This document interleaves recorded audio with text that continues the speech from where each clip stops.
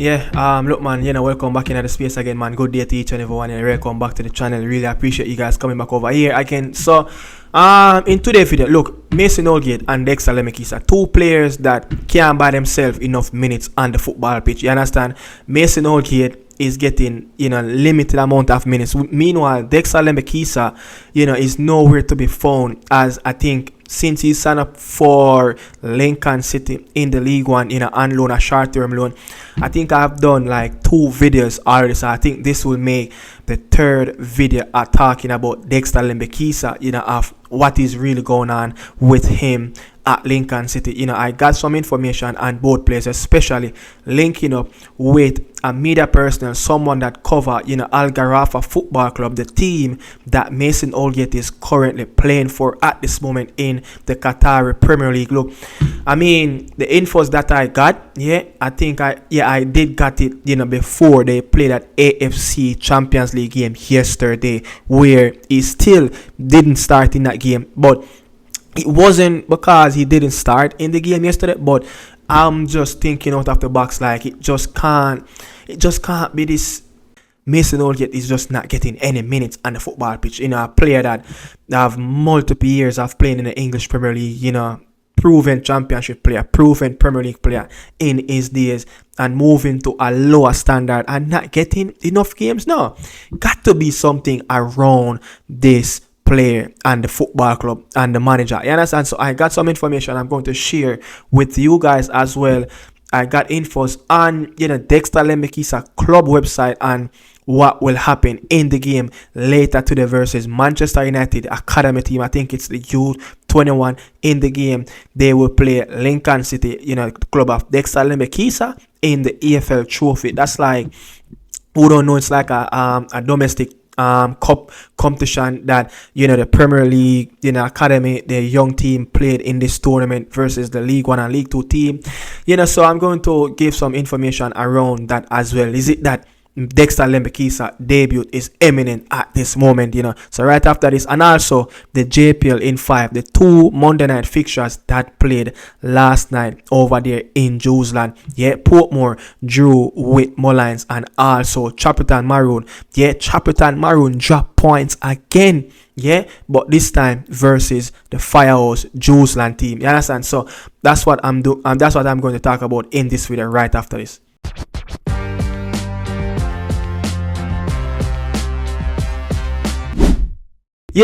So look, it's really mind-blowing. I've really think about like what the hell is really going on with Mason Holgate, over there in the Middle East for Al Gharafa in the Qatari Premier League. And I did some research, and I did try to reach out to somebody. I try to search on someone that who cover that football club to see if I can get some infos and if he can highlight on why is it that Mason Holgate is not getting the minutes on the football pitch. I think the team coached by, I think, Pedro Martin.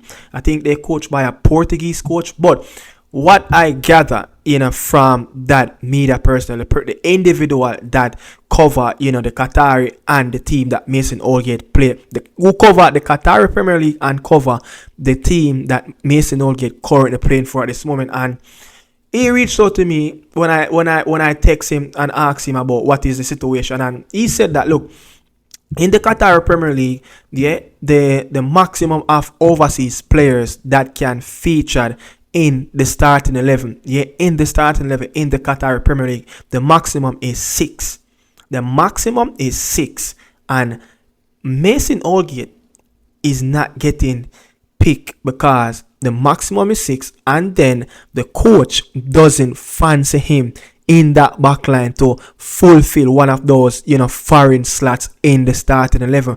And what the individual have told me as well in text message, he let me know that, look, the signing of Mason Holgate, it's coming from the hierarchy, the bigger heads. It's not coming from the coach. So the coach, as much as the team qualified for the AFC Champions League last season, the coach wanted different players.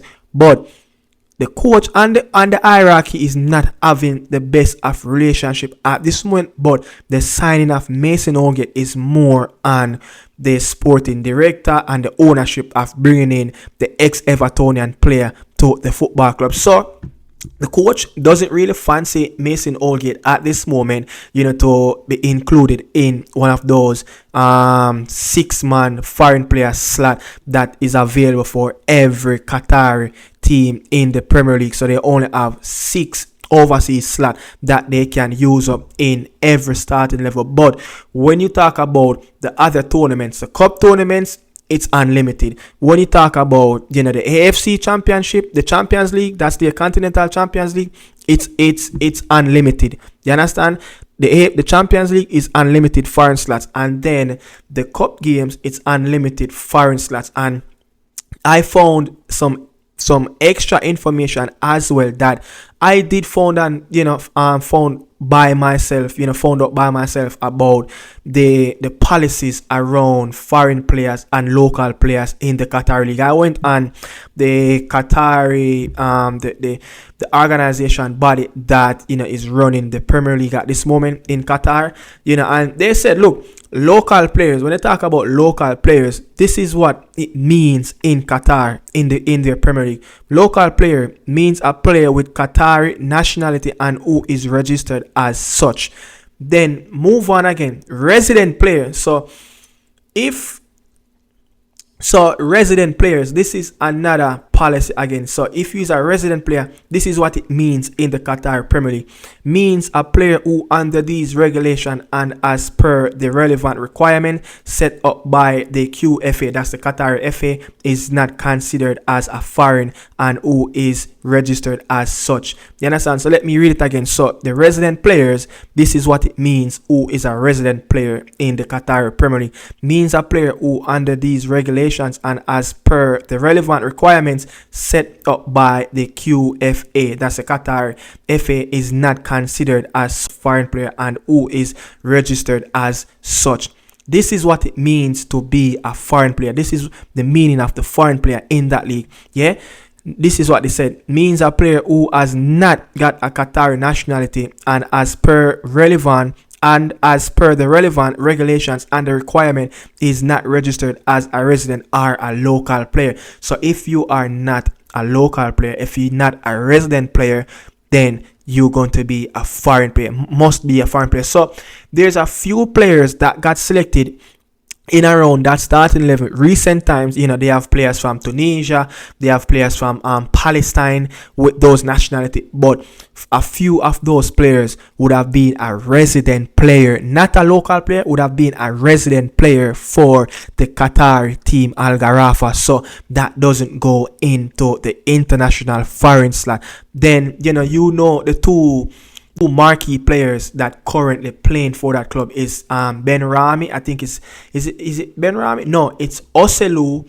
It's Oselu and another Algerian player, I think. So those are the two marquee players. And then there are a few players, I think, that played in the back. I think one is from Senegal, one is from, I think, South Korea. And there are a few players that are international players. I think one is from South America, one of those countries in South America. So the coach doesn't fancy Mason Holgate to be competing week in, week out in that starting level as an international player. So the coach just doesn't fancy him at this moment. So I mean, it's sad. It's sad to see that the coach doesn't really really fancy Mason Holgate that much, as it's coming from that signing is coming from more of the hierarchy. And the team played last night in a AFC game as well. Playing an AFC game as well. Mason Holgate, where I think he started in the first game. He started in the first AFC Champions League game, but the one that they played last night, he managed to play, came off the bench with just around 5 to 7 minutes left in that game. Normally, the AFC Champions League are in the cup. Mason Holgate would have get his preferred start that he would have really liked to have, but in the league, it's a different story. The coach just doesn't fancy him to be in those slot as a foreign player. So, I mean, let's see what's going to happen, but that's the information that I gather, from the media personnel, the individual that cover the team and the league itself, share a little bit of information of what is going on with Mason Holgate at Algarafa. But moving on to another player, Dexter Lembikisa is yet to feature. I think the team played around 3 or 4 games since he signed for the football club already. The team played last midweek versus Chelsea at home. They played up to standard. They played very well. They got 2-0. The team is playing today versus Manchester United academy team, the U21 in the EFL Trophy Cup. Yeah, the team is playing today, and there was an interview that done by the club and the club website where they publish it in writings that the manager will make a host load of changes in this upcoming game versus Manchester United academy team, and I'm expecting Dexter Lembikisa should be in those changes that expect later in the game, in the EFL Trophy. And the coach said as well in writings that the players that who haven't featured for the football club as yet, there's just a few players that who they signed over the summer transfer window that just closed the other day. There's a few players that's still in the team that haven't featured for the first team as yet. He said those players, didn't be specific, but he said those players will get their opportunity in the game versus Manchester United academy team. So Dexter Lembikisa leaving Wolverhampton to get first team appearance, and this is where at this moment where he's going to have to buy his time. He's going to have to take his moment and just have to go and prove. But he's going to play against academy kids. It's like the same thing as him being at Wolverhampton playing academy football. It's sad, man. The two players that currently playing in that right back position, you could see that the coach really fancies them, especially the Zimbabwean player that currently playing at right back, who have played almost 15 games of the campaign so far in all competitions. So let's see what Dexter Lembikisa, if he do go ahead and play Dexter Lembikisa in this upcoming game later today. But it is what it is. Dexter going to have to buy him time, take his moment, shine in the academy game, but it's just sad. But if he can get some minutes there and there, I think that what the team have today game and then a game on the weekend, then he will travel for international games for the reggaeboyz team. So let's see. So that's the information I got on Mason Holgate and also Dexter Lembikisa. Moving on. This segment is the JPL in 5 coming up right after this.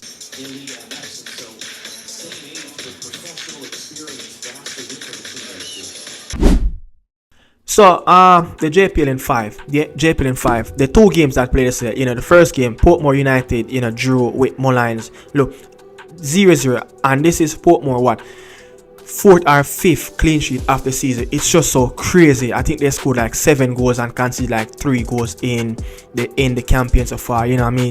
This team know how to keep clean sheet. This team know how to to keep teams away from their goals of not conceding in games. They are the best in the last 3 seasons of being so disciplined at the back. Portmore, Rudolph Astin, I think, and a different management as well. I forgot that coach name is coaching Arnett Gardner at this moment. Philip Williams, this team, it doesn't matter who's at them, they will be as stubborn to concede goal at the back. But Portmore, after coming off a high, beating Moby, one of the league favorite to capture the Premier League by the end of next year, beating them 2-0, their first defeat of the season, clean sheet in that game, played very well. And I remember Rudolph Astin did an interview where he talked about it's more easier to motivate his players to come up in the big games like the Moby versus the game that they played yesterday, the Mullines. And you could see that there's moments in the game where you said Portmore should have taken the opportunity, but I think the biggest opportunity that was missed in that game was the Jason Wright missed penalty kick in that game. Look, Jason Wright first 2 seasons for Mullines, I think he scored like 28 goals in his first 2 seasons. That was excellent. Last season he managed to get only 5 goals on the score sheet, and he's yet to score this season. So he is their leading marksman, but who wouldn't want to see a Jason Wright in front of the goal kicking a decisive, penalty kick for Molynes in that game? But it is what it is, for Molynes. But Molynes is a team that they know how, to get points from the bigger boys. And if you look at it over the last couple of seasons, I think the last 2-3 seasons, Molynes have got over, 20 draws in the last 3 seasons when they just get promoted back into the Premier League. So this team know how to draw a game, they know how to dig a result out of the bag, and it's going to be a tough season for them this time around. It's going to be a tough season for Molynes, but let's see what's going to happen, for Molynes. But Portmore must do better if they're going to go on and to reinstate themselves back in the light of they will be one of the top favorite for the Jamaican Premier League coming next year. They must go ahead and beat these smaller teams and get all the maximum points that they can get from these teams. But it was a okay game. But the midfielder for Portmore United, you expect them to break down a Molynes team, but Molynes did create opportunities in the game. Yeah, Molynes did create opportunities different from the penalty kick. But moving on, Waterhouse blank Chapelton Maroon, Phoenix Chapelton Maroon 3-0 yesterday. That 3 games now on the bounce of not getting 3 points on the board after winning their first 3 games. Chapelton Maroon, their last 3 games, they lost. I think they lost to Arnett Garden, they lost to the game yesterday versus Waterhouse, and they drew. So their last 3 games, just 1 point on the board, I think. So it's not a good look at this moment for Chapelton Maroon. Donovan Duki and Craig Butler, haven't scored in their last 3 games as well. Is it time? Is it worry time? You look at what Veer did last season under the management of a Craig Butler and his cause. They never managed to put 3 wins on the bones in early at this stage of the campaign. So you talk about those 3 wins, those 3 wins, including beating Tivoli Garden in that first 3 game, probably would have been very good. 3 points on the board, 9 points in their first 3. That probably could set them up to be, away from the relegation zone, and to, especially when you look at a Spanish Town team that don't look like they will get double digits this season in the Premier League. Don't look like they will get double digits. So it will all be down to just maybe one club, just the other club, to who's going to go down with Police, if they cannot dig anything out of the rabbit hole. But again, it was a beautiful game, from Waterhouse standpoint. I think the transition, or the build-up play, the organization, the midfield, I think it was very good. I think Stuart Dallas, I think Sims, these players, I think, what's the other name? I forgot the number 10, Denard, I think it's Denard Thomas, these players were excellent. Javian Brown wasn't really get that looking at times in the game, but I think the midfield players and the wing players, they did very well in the game. I think Navarro Blair, the wing players, the wing back, they did really well in the game. But